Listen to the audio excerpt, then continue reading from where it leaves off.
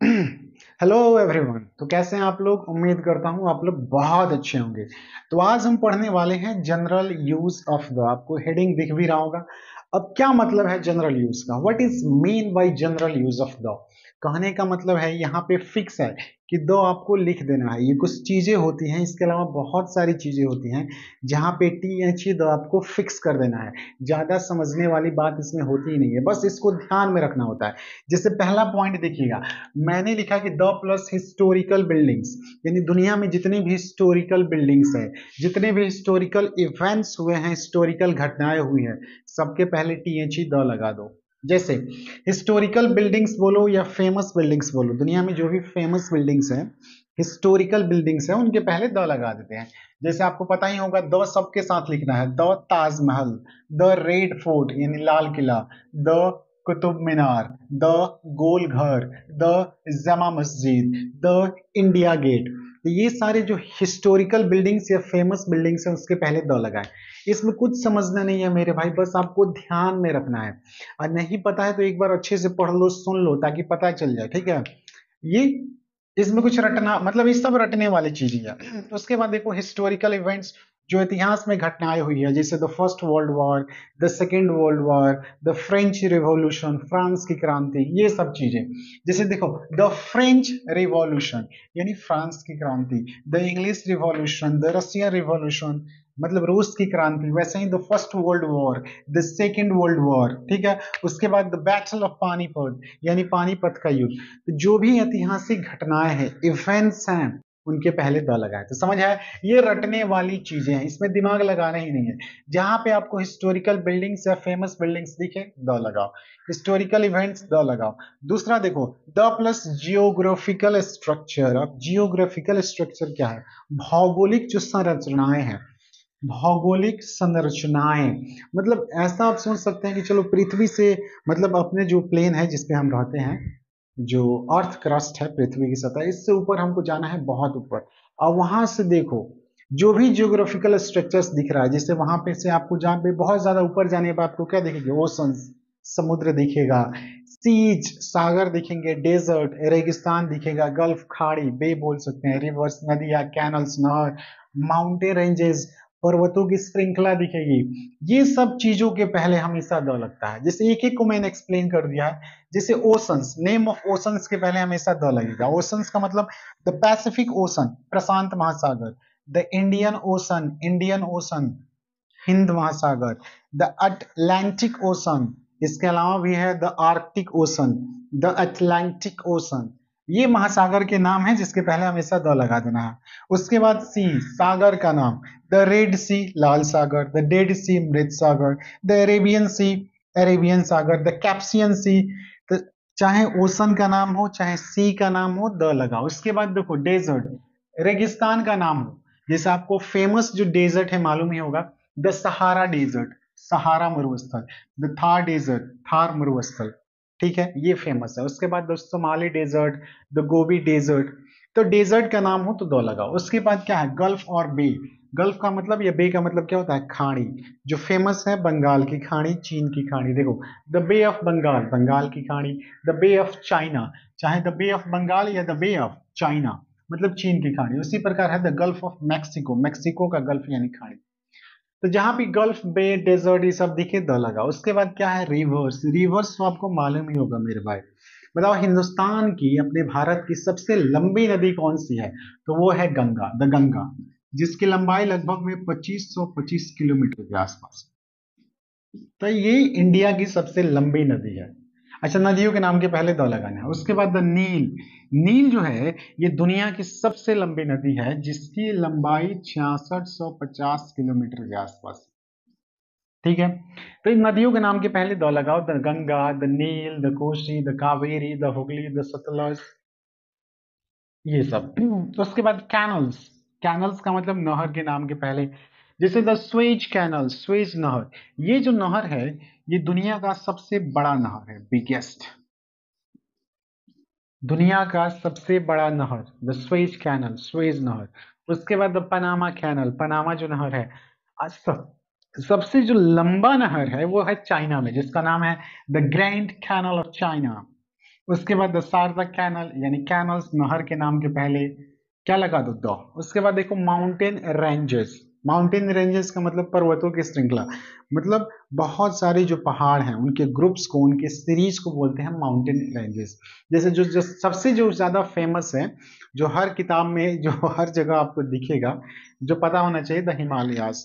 अच्छा, हिमालय कोई पहाड़ नहीं है, बहुत सारे जो है पहाड़ों की सीरीज है। एक मिनट रुकिएगा।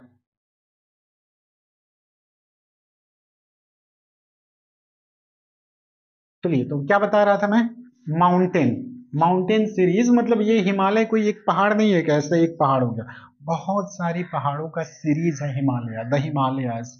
उसी प्रकार द एल्प्स, द विंध्यास, ये सारे माउंटेन सीरीज हैं, पहाड़ों की श्रृंखलाएं हैं, रेंजेस है।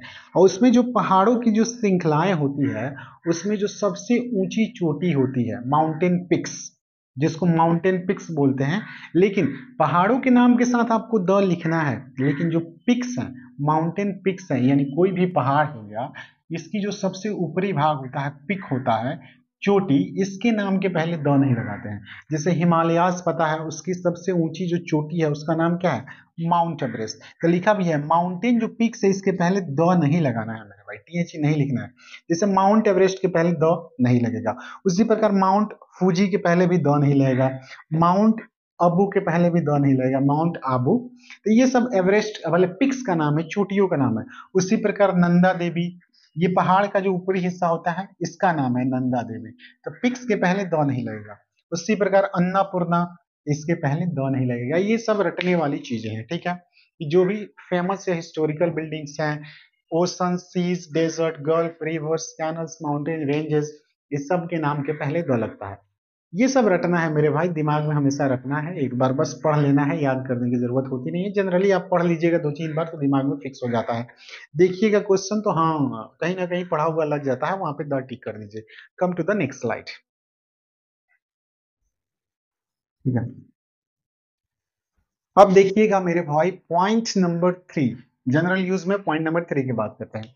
द का यूज हम करते हैं सेलेस्टियल बॉडीज, मतलब आकाशीय जो पिंड है, जितने भी आकाश में, अंतरिक्ष में जो पिंड हैं, गोले हैं, बॉडीज हैं, उसके पहले ये यूनिक ऑब्जेक्ट्स, दुनिया में जो भी चीजें हैं जो यूनिक है, यूनिक का मतलब उसके जैसा दूसरा है ही नहीं, लेकिन है, अगर है भी तो बहुत मुश्किल से ढूंढने पे मिलता है, यूनिक है। तो सेलेस्टियल बॉडीज का मतलब होता है यूनिवर्सल ऑब्जेक्ट्स, जितने भी यूनिवर्स में चीजें हैं उसके पहले द लगाएं, या फिर जो भी यूनिक चीजें हैं दुनिया में उसके पहले द लगाएं। जैसे कि सिंपल है, जैसे द सन, सन जैसा दूसरा कोई नहीं है, the moon, the earth, the sky, the equator. अब इक्वेटर क्या होता है अगर आपको पता है, तो equator is a line which divides the earth into two equal halves. मतलब इक्वेटर क्या है, तो अगर ये धरती है, क्या है मेरे भाई, धरती है, बड़ी खराब धरती मैंने बना दी है, लेकिन अगर ये पृथ्वी है, चलो फिर से मैं अच्छे से बनाता हूं, अगर ये पृथ्वी है, ठीक है जी, तो इक्वेटर एक ऐसा लाइन है जो पृथ्वी को दो भागों में बांटता है। ये इसी लाइन को हम बोलते हैं इक्वेटर, ये वाला लाइन जो पृथ्वी को दो भागों में बांटता है, जिसको हम नॉर्थ और साउथ बोलते हैं, उत्तरी गोलार्ध, दक्षिणी गोलार्ध। ठीक है, तो नॉर्थ साउथ में बांटने वाला जो लाइन है वही है equator. The equator is a line which divides the earth into two equal halves. The world नहीं, वर्ल्ड, दुनिया, the world, the universe, the sea, the North Pole, the South Pole and so on. तो ये सब चीजों के पहले जो celestial bodies है, जोग्राफिकल सॉरी, जो यूनिवर्सल ऑब्जेक्ट्स हैं, यूनिवर्स में ऑब्जेक्ट्स हैं, ये दुनिया में ऐसी चीजें जो यूनिक है उसके पहले द लगाते हैं। सिंपल है, ये आपको ध्यान में रखना है। नेक्स्ट है द चौथा point, the plus names of directions. जो भी डायरेक्शंस का नाम है, डायरेक्शंस का नाम, अरे ईस्ट, वेस्ट, नॉर्थ, साउथ, तो इसके पहले भी द लगाते हैं। जैसे डायरेक्शन को देखिएगा, तो ये होता है ईस्ट, ये वेस्ट, ऊपर नॉर्थ, ये होता है साउथ। थोड़ा बहुत पता हो, ईस्ट, वेस्ट, नॉर्थ, साउथ। अच्छा, तो जब भी लिखना हो तो the east, the west, the north, the south. इसके अलावा डायरेक्शन, जैसे ये ऊपर नॉर्थ, नीचे साउथ, ये बीच में क्या हो गया, नॉर्थ ईस्ट। इधर जाइएगा तो क्या बन जाएगा, north west, north east, north west. नीचे आइएगा तो साउथ, तो साउथ वेस्ट, ये क्या है, साउथ ईस्ट। तो ये डायरेक्शंस होते हैं, तो इससे सबके पहले द, जैसे the north east, the north west, the south east, sorry, the south east, the south west, ऊपर को बोलते हैं जिसे ऊपर और नीचे, the upward the downward, the upward the downward. तो सबके पहले द लगाओ। सिंपल देखो क्वेश्चन है, सन राइजेस इन ईस्ट। तो सन क्या है? ऐसा सेलेस्टियल बॉडीज है क्या, आकाशीय पिंड, सन, द मून, द अर्थ, या कोई भी क्या बोल सकते हैं उसको, जो ग्रह है उसके पहले द लगाओ। तो the sun, the moon, the Jupiter, the Mars, कुछ भी। The sun rises in the east, direction का नाम है, तो क्या लिखेंगे? The east, the sun, the east. अच्छा ये दूसरा देखिएगा, I live in the south India, ये सही की गलत? तो मेरे भाई देखिएगा, जब भी कोई डायरेक्शन लिखते हैं, नॉर्थ ईस्ट, नॉर्थ लिखो, ईस्ट लिखो, वेस्ट लिखो, साउथ लिखो, और डायरेक्शन के साथ प्लेस लिखते हैं, तो ये पूरा मिलके कोई प्लेस या एरिया बन जाता है। तो प्लेस या एरिया इज किसी जगह का नाम या किसी एरिया का नाम जो होता है ना, वो प्रॉपर नाउन बन जाता है, और इसके पहले द नहीं लगाते हैं। मतलब देखो यहाँ पे मैंने लिखा द साउथ इंडिया, अब यहाँ पे साउथ डायरेक्शन है, लेकिन इसके साथ हमने एक प्लेस लिख दिया, एक एरिया का नाम लिख दिया इंडिया। तो ये साउथ इंडिया अब डायरेक्शन नहीं रहा मेरे भाई, ये एक प्लेस बन गया, जगह बन गया। और जब भी प्लेस या जगह बन गया तो उसके पहले द नहीं लिखेंगे, आई लिखेंगे आई लिव इन साउथ इंडिया, ठीक है, आई लिव इन नॉर्थ इंडिया, ऐसे। ये समझ आया? तो जब भी अगर डायरेक्शन के साथ कोई प्लेस लिख दिया जाए, तो ये पूरा एक प्लेस ही बन जाता है, एक एरिया ही बन जाता है, और वो बन जाता है, तो उसके साथ द नहीं लिखते हैं। जैसे देखो, द वेस्ट बंगाल लिखा जाए, तो मेरे भाई वेस्ट डायरेक्शन है, लेकिन Bengal is a name of a place. तो अगर वेस्ट बंगाल कोई डायरेक्शन है नहीं, ये एक प्लेस बन गया वेस्ट बंगाल। तो याद रखिएगा, वेस्ट बंगाल, नॉर्थ कोरिया ये एक प्लेस है, नॉर्थ बिहार प्लेस है, साउथ अफ्रीका प्लेस है। ये समझ आया?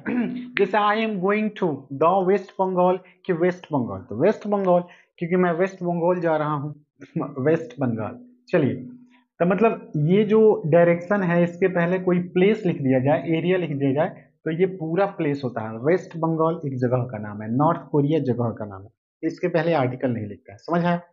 सिंपल था। उसके बाद पांचवा कह रहा है कि म्यूजिकल इंस्ट्रूमेंट, ऐसे इंस्ट्रूमेंट जिससे हम म्यूजिक कंपोज करते हैं, जिससे म्यूजिक बनाई जाती है, जैसे पियानो, ढोलक, गिटार, फ्लूट, गिटार, दो दो बार मैंने गिटार लिख दिया, कोई बात नहीं, बैंजो, वायलिन, ये सब म्यूजिकल इंस्ट्रूमेंट है।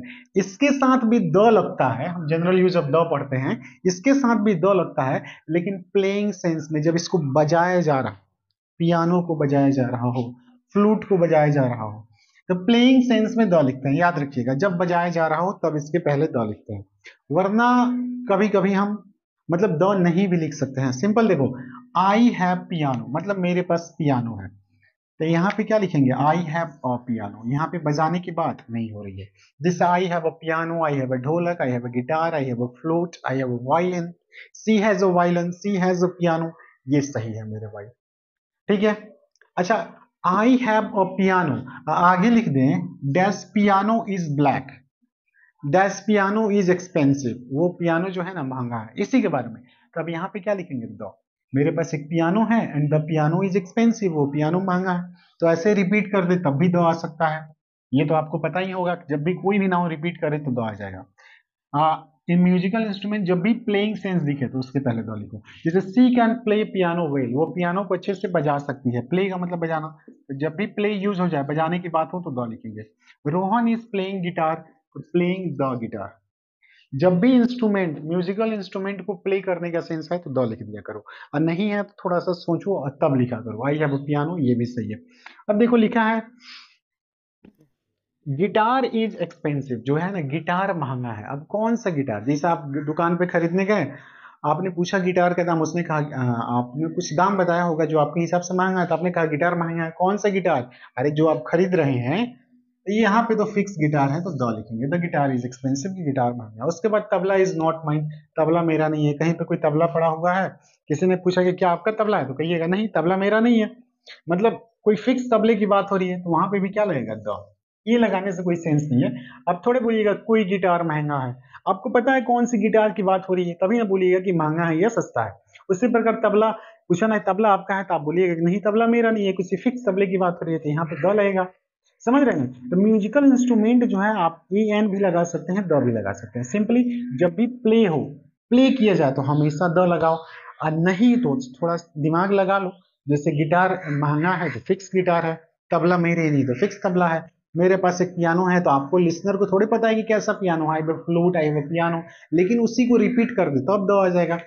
ठीक है, तो ये समझ आ गया होगा। अगर नहीं समझ आया तो थोड़ा सा आप रिपीट करके देख सकते हैं। क्वालिटी आप अगर छोटा छोटा दिखाई दे, जैसे इसके पहले वाला मैंने छोटा छोटा लिखा था, तो थोड़ा सा वीडियो क्वालिटी आप इंक्रीज कर लीजिएगा, 720p या 1080 में देखिएगा। चलिए come to the next slide. अब देखिएगा पॉइंट नंबर 6 की बात करते हैं। पॉइंट नंबर 6 में लिखा है inventions. What is mean by invention? अरे दुनिया में जितने भी हमने इन्वेंट किए हैं, चीजें इन्वेंट की है, मतलब जिसका आविष्कार किया है, मतलब जो दुनिया में पहले से नहीं थी उसको हमने बनाया है, वो होता है इन्वेंशन। जैसे टीवी हमने बनाया, मोबाइल बना दिया, टेलीफोन बना दिया, लैपटॉप बना दिया, फैन, बल्ब, फ्रिज, मिक्सर, ये जितने भी चीजें हैं जिसको हमने इन्वेंट किया है, ठीक है। उसके पहले भी हम आर्टिकल द का यूज करते हैं, लेकिन इसमें केस है, जो भी इन्वेंशन है, जो भी आविष्कार है, अगर इंडिविजुअल बात करें, अब इंडिविजुअल मतलब किसी एक की बात करें, तो सेंटेंस के कॉन्टेक्स्ट के अनुसार, according to the context of the sentence, a and the कोई भी लिख सकते हैं। लेकिन जब ये किसी एक की बात ना करे, होल क्लास की बात करे, होल मतलब सबकी बात करे, सारे फोन, सारे मोबाइल, सारे बल्ब्स की बात करे, तो वहां पे हमेशा और हमेशा द ही यूज करना है, आपको ये ध्यान में रखिएगा। अब देखो, याद रखना है, देखना है इंडिविजुअल है कि होल क्लास है। किसी एक की बात कर रहा है तो ए एंड द कुछ भी लिखो, सब सही है, लेकिन होल क्लास की बात है तो केवल और केवल you have to use the. ठीक है, जैसे I have mobile, mobile is red, मेरे पास एक मोबाइल है, कौन सा मोबाइल सेंटेंस में पहली बार आया तो जनरली हम क्या लिखते हैं, आई हैव अ मोबाइल। और फिर ये रिपीट कर रहा है कि मोबाइल लाल है, कौन सा मोबाइल, जो इसकी पहले हम बात कर चुके हैं, तो द मोबाइल इज रेड। ये आपको पता ही होगा, बेसिक्स में मैंने बताया था कि कोई भी नाउन रिपीट करता है तो लिसनर को कंफ्यूजन अब नहीं रहता है, तो द आता है, डेफिनेट बन जाता है, मेरे पास एक मोबाइल है। अच्छा, आई हैव मोबाइल, अच्छा किसकी बात हो रही है, तो यहाँ पे किसी एक मोबाइल की बात हो रही है। यहाँ पे जो मोबाइल है, यहाँ पे ये इंडिविजुअल की बात हो रही है। ये जो दोनों मोबाइल है, यहाँ पे इंडिविजुअल की बात हो रही है कि मेरे पास मोबाइल है, मोबाइल लाल है, तो कौन सा मोबाइल, किसी एक मोबाइल की बात हो रही है, किसी इंडिविजुअल मोबाइल की बात हो रही है। तो ए द कुछ भी लिखो, पहली बार आया तो ए लिख दिया हमने, ए लिख दिया, फिर रिपीट किया द लिख दिया। ये समझ आया। Next, this I have a car, the car is red, the car is black, the car is expensive, ऐसा बोल सकता है। अब नेक्स्ट है, हु इन्वेंटेड फोन, फोन को किसने खोजा, किसने आविष्कार किया फोन का।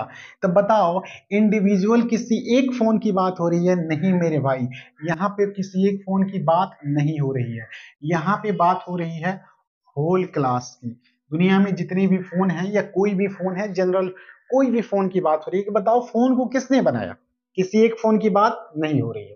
तो जब भी इंडिविजुअल बात ना हो, होल क्लास की बात हो, तो you have to use the only, केवल आपको THE भरना है।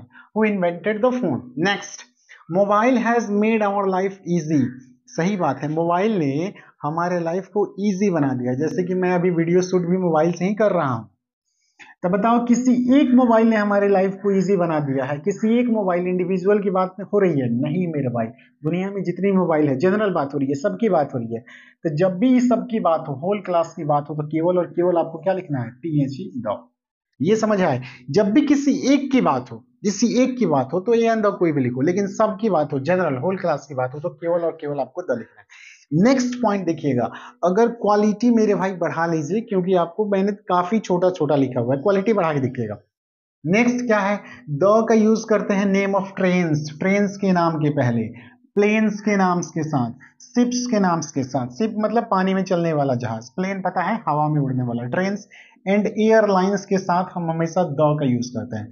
जैसे पहले देखिए, ट्रेन्स के नाम मैंने लिखे हैं, द राजधानी एक्सप्रेस, अब और भी लिखो आप जो मर्जी, the intercity express, the Kamakhya express, the Satyagraha express, कोई भी ट्रेन का नाम, the Punjab mail, the Gujarat mail, तो किसी भी ट्रेन के नाम के पहले क्या लिखना है, द। दूसरा है प्लेन्स का नाम, जो भी प्लेन्स के नाम है, जैसे the Meghdoot, the Tejas, the MiG 29, the Rafale, तो ये प्लेन्स के नाम है, इसके पहले क्या लिखना है, द, THE। उसके बाद देखिए शिप्स, शिप्स मतलब पानी में चलने वाले जो जहाज है, उसके पहले द।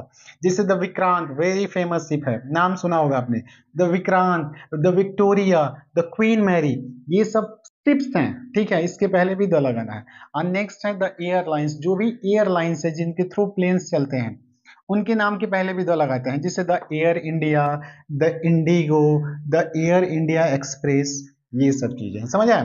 तो चाहे ट्रेन का नाम हो, प्लेन का नाम हो, शिप का नाम हो, या एयरलाइंस के नाम हो, पहले क्या लगाना है, द। ये सब रटने वाली चीजें हैं मेरे भाई, बार बार बस केवल आप एक बार कहीं पे लिखी है, नोट्स बनाइए और पढ़ते रहिए, ठीक है। ये चीजें दिमाग में आ जानी चाहिए बस। उसके बाद 8 नंबर लिखा है, द का यूज करते हैं रिलीजियस बुक्स, जो भी धार्मिक किताबें हैं, जैसे रामायण महाभारत। जो रिलीजियस कम्युनिटीज हैं, धार्मिक समुदाय हैं, जैसे हिंदू मुस्लिम सिख ईसाई। पॉलिटिकल पार्टीज हैं, जैसे बीजेपी कांग्रेस, ठीक है।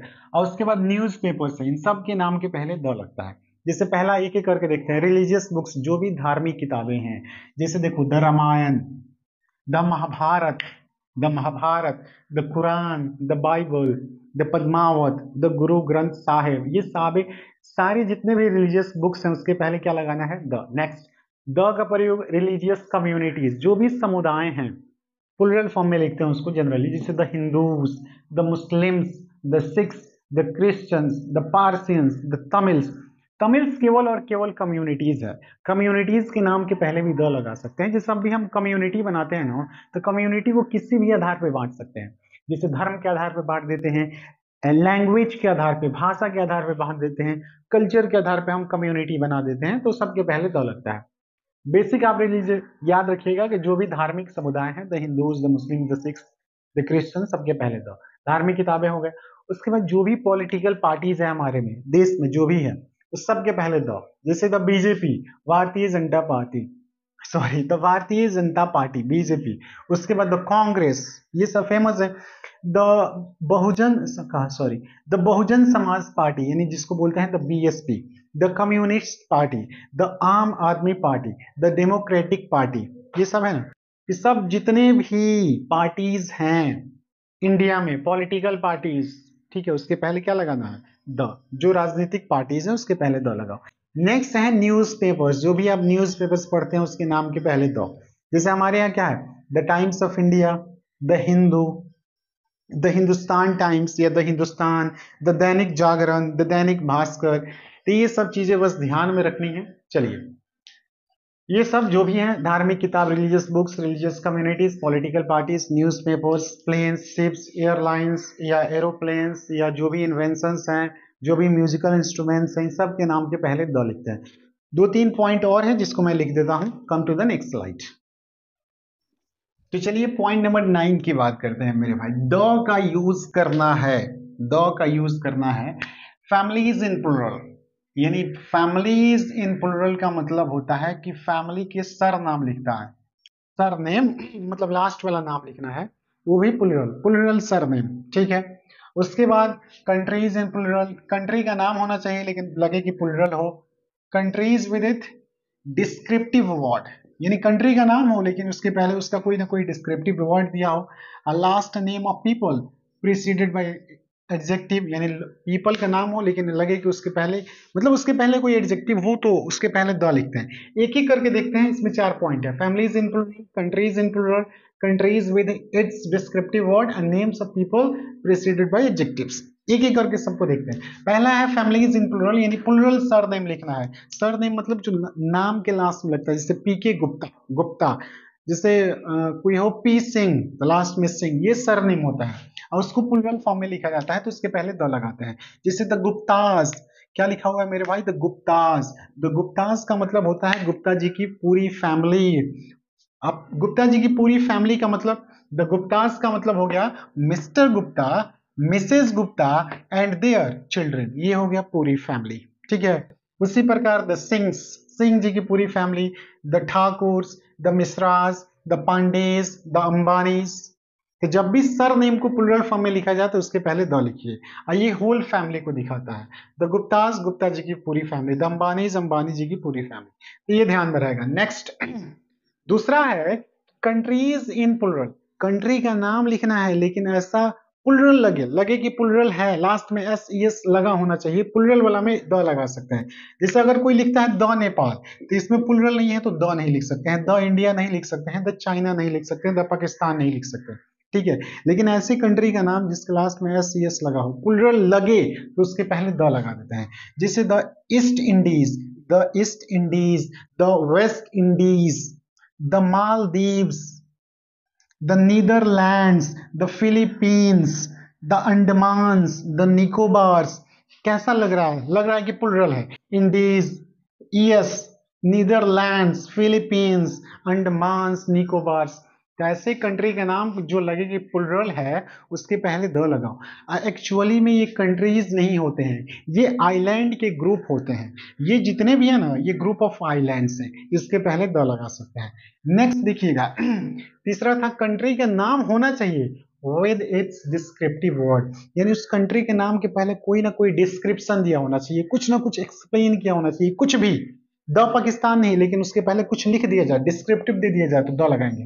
जैसे द अमेरिका नहीं लिख सकते हैं, लेकिन the United states of America बिल्कुल सही है। उसी प्रकार द पाकिस्तान नहीं, the Islamic Republic of Pakistan, तो ये क्या है, इसका डिस्क्रिप्टिव वर्ड है। ये क्या है, इसका डिस्क्रिप्टिव वर्ड है। तो कोई भी कंट्री का नाम हो उसके पहले डिस्क्रिप्टिव वर्ड दे दिया जाए तो द लिख देंगे। The People's Republic of China, the China नहीं, the People's Republic of China. ये ध्यान में होना चाहिए।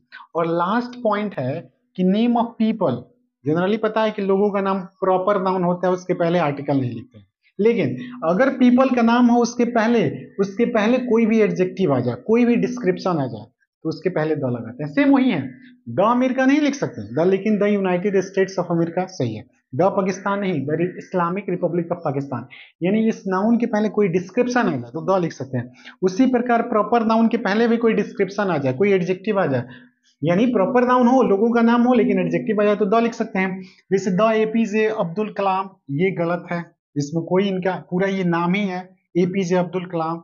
अब्दुल पाकिर जैनल आबुद्दीन अब्दुल कलाम आजाद, ऐसे कुछ नाम था। द सचिन तेंदुलकर नहीं लिख सकते। ठीक है, लेकिन अगर इनके नाम के पहले कोई एडजेक्टिव आ जाता, इसके पहले कोई एडजेक्टिव आ जाता तो द लिख सकते हैं। जैसे द वाइज सोलोमन, अगर ये नहीं जानते, जैसे सोलोमन क्या है, नाम है, लेकिन इसके पहले वाइज हमने एडजेक्टिव लगा दिया, अगर इस नाम के पहले प्रॉपर नाउन के पहले एडजेक्टिव लगा दे तो द लिख सकते हैं, तो ये सही है। उसी प्रकार द ग्रेट अशोका, आपने तो सुना ही होगा, अशोका, इसके पहले ग्रेट क्या एडजेक्टिव लग गया है। तो अगर प्रॉपर नाउन है, पीपल का नाम है, लेकिन उसके पहले एडजेक्टिव है तो सही है, द लगा सकते हैं। जैसे the wise Solomon, the great Ashoka. वैसे ही द शेक्सपियर नहीं, द इमोर्टल शेक्सपियर सही है। द सीजर नहीं, द ब्रेव सीजर सही है। द सचिन तेंदुलकर नहीं लिख सकते हैं, लेकिन द अशोका नहीं, the great Ashoka, the wise Solomon, ये सब एडजेक्टिव है। द इमोर्टल ये एडजेक्टिव है, ये ब्रेव एडजेक्टिव है। तो पीपल का नाम हो उसके पहले एडजेक्टिव हो तो द लगा सकते हैं। उम्मीद करता हूं आपको ये समझ आया होगा। चलिए, यहाँ पे ये जो रटने वाला यूज है इसका हुआ द एंड, जो भी रटने वाला यूज था उसका क्या हुआ, द एंड। समझ आया।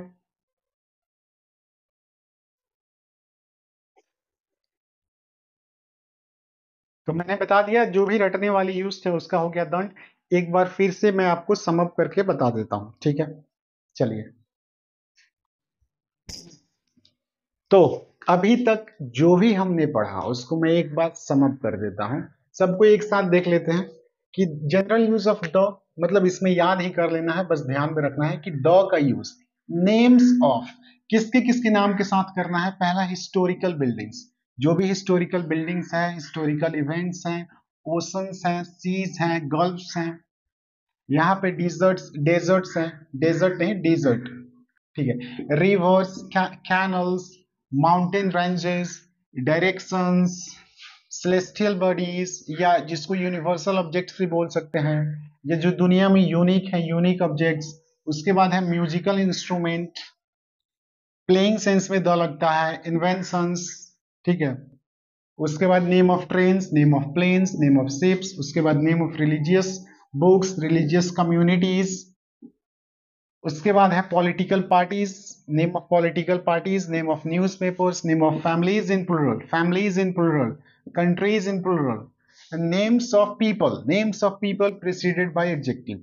तो ये हमने देखा था अब तक, एक एक को मैंने अच्छे से एक्सप्लेन कर दिया है। इसके बाद जो हम पढ़ने वाले हैं वो है ओमिशन ऑफ द, यानी द का यूज कहाँ कहाँ नहीं होता है, इससे ज्यादा वो इंपॉर्टेंट है, ठीक है।